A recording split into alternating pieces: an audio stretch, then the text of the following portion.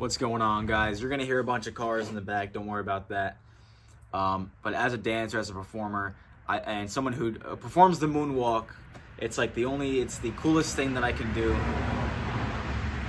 I always dance in sneakers and in Jordans, and looking up videos online and on the internet in general, whenever I look up how to make my shoes slippery for dancing and for gliding moves and moonwalking, I get 0 video results.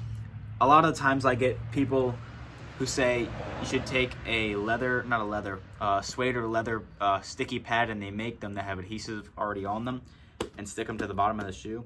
I don't want to be gliding and moonwalking and then it comes up and it slides off. That would suck. And that also is a permanent thing that's going to be stuck on the bottom of your shoe, and people are going to see that on the bottom of your shoe as well. What I've experienced, at least with Nike shoes, in particular with Air Force Ones, if you have an Air Force One and you've worn it for a long time, the bottom will naturally become super slick and it'll be easy to moonwalk. And in high school, that's how I would just moonwalk in my Air Force Ones, because they were super slippery just from wear and tear. But what it comes down to is the bottom of your shoe has to get worn down enough to the point where it's going to slide across a wood floor, a tile floor, and floors like that. But here's what I'm doing now. I have this brand new, not brand new, but they're not broken in at all, pair of Jordan 3s I'm going to be wearing for performance, but I need to moonwalk. So,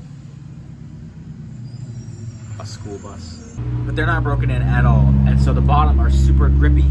So what I'm going to be doing, and to test out if it works, is seeing how well this thing is going to grind down the bottom and simulate years of wear on the bottom of the shoe, which in my experience has made the shoes very slippery. There's a few other methods that I've used in the past. I've gone to competitions and had to do moonwalk on a marley floor, and marley can be very, it's meant to be grippy. It's meant to have grip.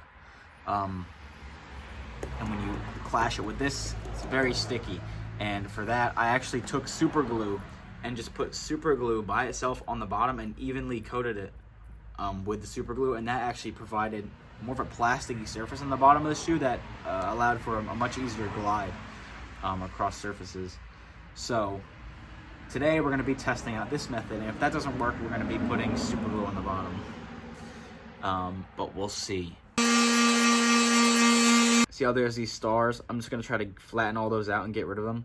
But you can see the areas where I've already sanded and where I haven't gotten to yet. And taking all those little grips out is going to hopefully make us slide a lot better. Right, so at this point, I've gotten the bottoms of them pretty smooth.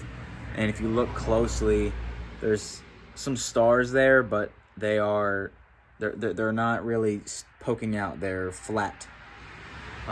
And mainly I'm trying to get this back part here, because when you moonwalk, your weight is usually on your heel as you move back there. And on here, as you can see, there's some sort of a design there, but they're flattened down substantially from what they were.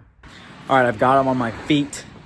We're gonna try a little moonwalk and see how grippy they are. And I'm on concrete as well, so it's gonna be a little difficult, but imagine that I'm on a tile floor, or on a granite floor, something like that. Let's do a little circle glide.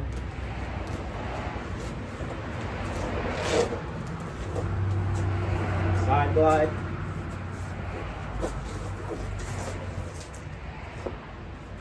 And then we'll do the moonwalk.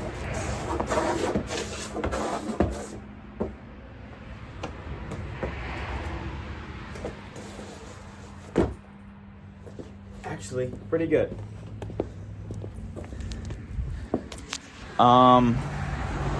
Yeah, do that. Sand the bottom of your shoes down, it works.